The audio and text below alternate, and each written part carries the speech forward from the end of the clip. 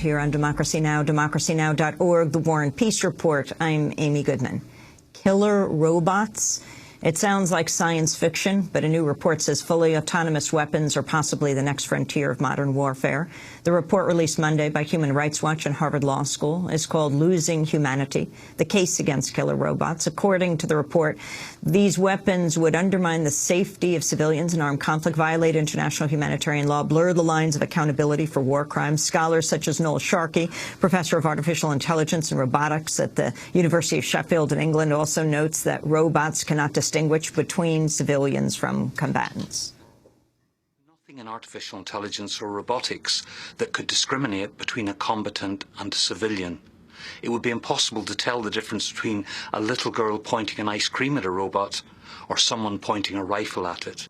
Fully autonomous weapons don't exist yet, but high-tech militaries are moving in that direction, with the United States spearheading these efforts. Countries like China, Germany, Israel, South Korea, Russia, and Britain are also experimenting with the technology. Human Rights Watch and Harvard Law School's International Human Rights Clinic are calling for an international treaty preemptively banning fully autonomous weapons. They're also calling for individual nations to pass laws to prevent development, production, and use of such weapons at the domestic level.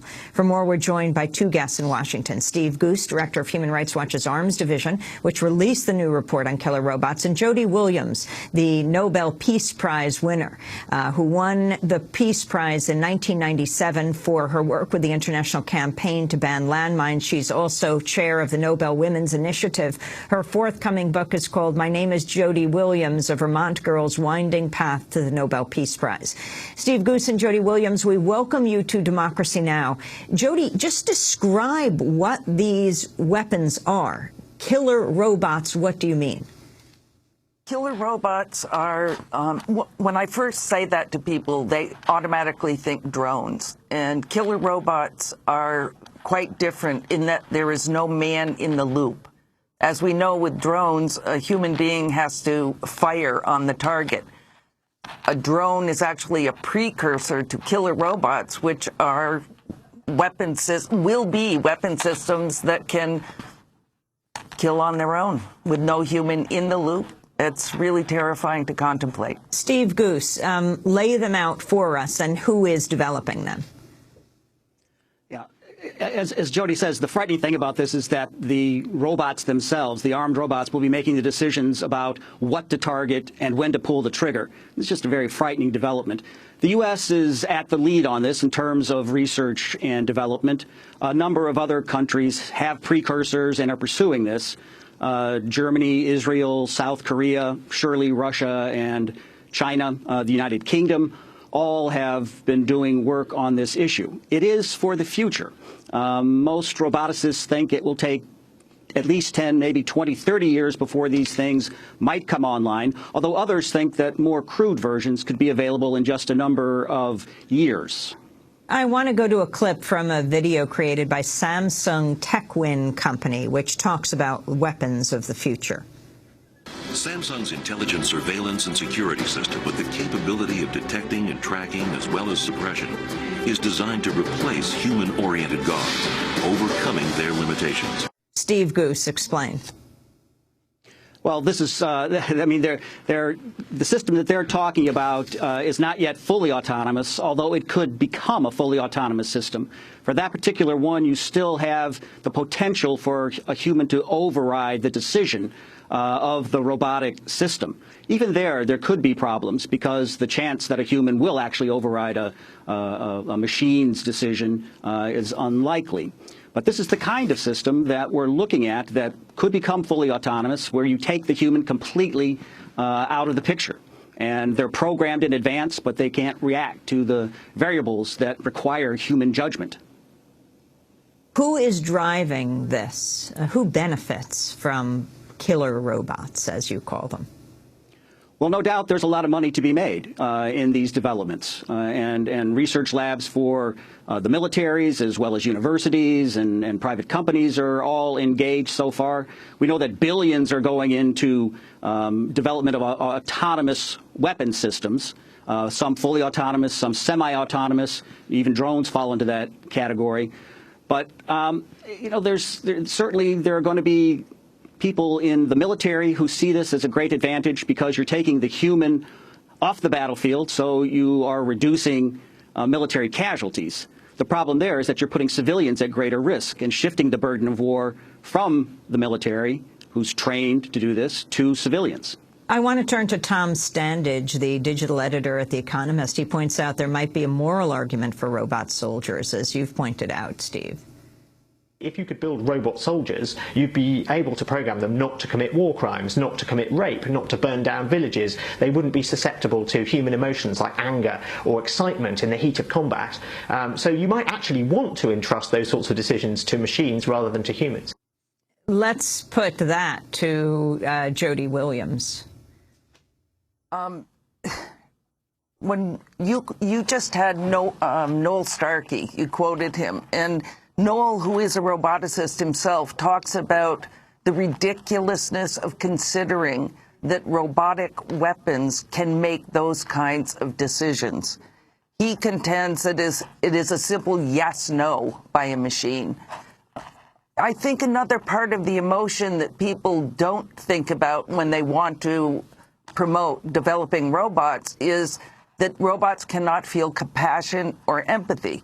Oftentimes in war, a soldier will factor in other circumstances in making a decision whether or not to kill. A robot, it's very unlikely they would be able to do that. Another point, though, for me is if we proceed to the point of having fully autonomous killer robots that can decide who, what, where, when, how to kill, we are putting humans at the... Technology will no longer be serving humans. Humans will be serving technology. And when American soldiers will not have to face death on the battlefield, how much easier will it be for this country to go to war when we already go to war so easily? It really frightens me.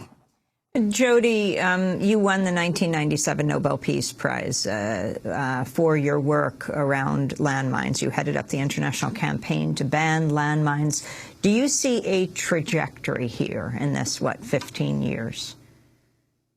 In terms of getting rid of weapons, or in terms of the development of weapons, and also the movement that resists it? Yes, I do.